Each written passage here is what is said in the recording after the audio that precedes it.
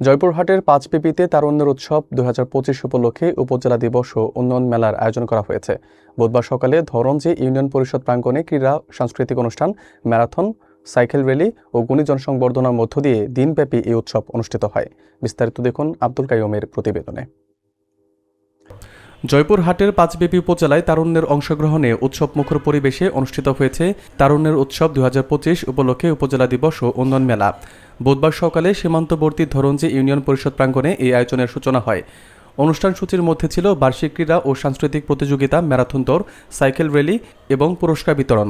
এ উপলক্ষে সমাজে বিশেষ অবদান রাখায় সাংবাদিক, শিক্ষক ও বিভিন্ন পেশার গুণী ব্যক্তিদের সম্মাননা স্মারক ও ক্রেস্ট প্রদান করা হয়। সম্মাননাপ্রাপ্তদের মধ্যে ছিলেন মোহনা টিভির সাংবাদিক আক্তার হোসেন বকুল, ধরঞ্জি দাখিল মাদ্রাসার সহকারী সুপার জাহাঙ্গীর হোসেন বাবু, শ্রীমন্তপুর উচ্চ বিদ্যালয়ের সহকারী শিক্ষক মতিউর রহমান সহ মোট ১৫ জন গুণী ব্যক্তি।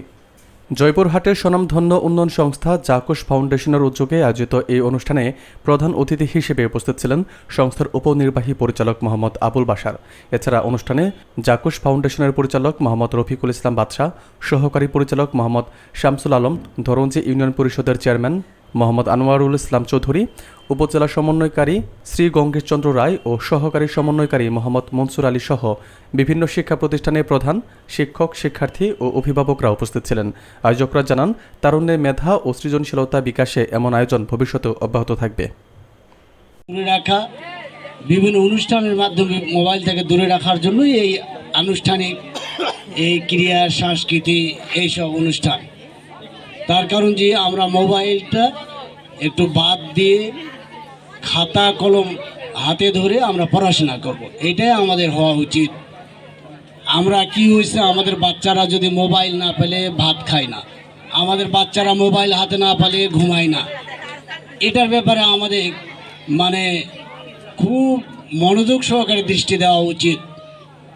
আমি ফজরের নামাজ পড়ে আমাকে একজন বলতেছে যে ভাই, আমার বাচ্চার বয়স 2.5 বছর, আমার বাচ্চা মোবাইল হাতে না দিলে ঘুমায় না, 2টা-2.5টা বছর মোবাইলটা দেখে তারপরে ঘুমায়। এই জন্য আমার খুব কষ্ট হয় ফজরের নামাজ পড়ার জন্য। তাই আমি ওনাকে বলতেছি, মোবাইলটা না দিয়ে একটু চেষ্টা করেন না কেন আপনি, আপনার বাচ্চা ঘুমায় কিনা। বিল্ডিং করার ক্ষেত্রে কিন্তু মেন হলো ফাউন্ডেশনটা। আপনারা ওদেরকে ফাউন্ডেশনটা তৈরি করবেন, দেখা যাবে যে আমাদের ছেলেমেয়ের উপরে গিয়ে ভালো করবে। এখন গ্রাম থেকেও আমরা যখন বাগজানাতে কাজ করি, বাদশার আমি, তো রায়পুরের একটা মেয়ে দৌড়ায় গিয়ে বাসে উঠতো, সে কিন্তু মেডিকেলে পড়ছে। পরবর্তী শুনলাম যে সে মেডিকেলে চান্স পেয়েছে। তা আমরা আপনাদেরকে বলবো, আশাটা বড় করে করবেন, আগানো যাবে। আমাদের যারা পূর্ববর্তী বক্তা ওনারা কিন্তু বলছে, মোবাইলের কথা বলছে, আপনার সন্তানদেরকে মাদকের কথা বলছে। এগুলি যদি ছড়ায় যে আমাদের গ্রামেগঞ্জে, তাহলে আমাদের প্রজন্মটা কিন্তু নষ্ট হয়ে যাবে। একটা ভালো প্রজন্ম আমাদের দরকার, যেটা নেতৃত্ব দেবে। এখন আমরা শুনি যে আপনার এবার 4.5 কোটি তরুণ ভোটার আছে। তারুণ্যের যে উৎসব আমরা বলতেছি যে 4.5 কোটি আপনার তরুণ ভোটার।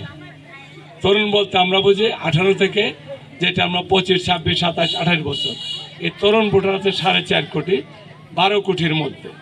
সেজন্য তরুণরাই দেশকে আগে নিয়ে যাবে, তরুণ নেতৃত্ব তৈরি হবে এবং বাংলাদেশ একটা ভালো অবস্থানে চলে যাবে আমরা আশা করি যে, এবং সমৃদ্ধ বাংলাদেশ তৈরি হবে। আপনারা এগিয়ে যাবেন, আপনাদের সন্তানরা এগিয়ে যাবে, কারণ এখন আর মানুষ কিন্তু না খেয়ে নাই।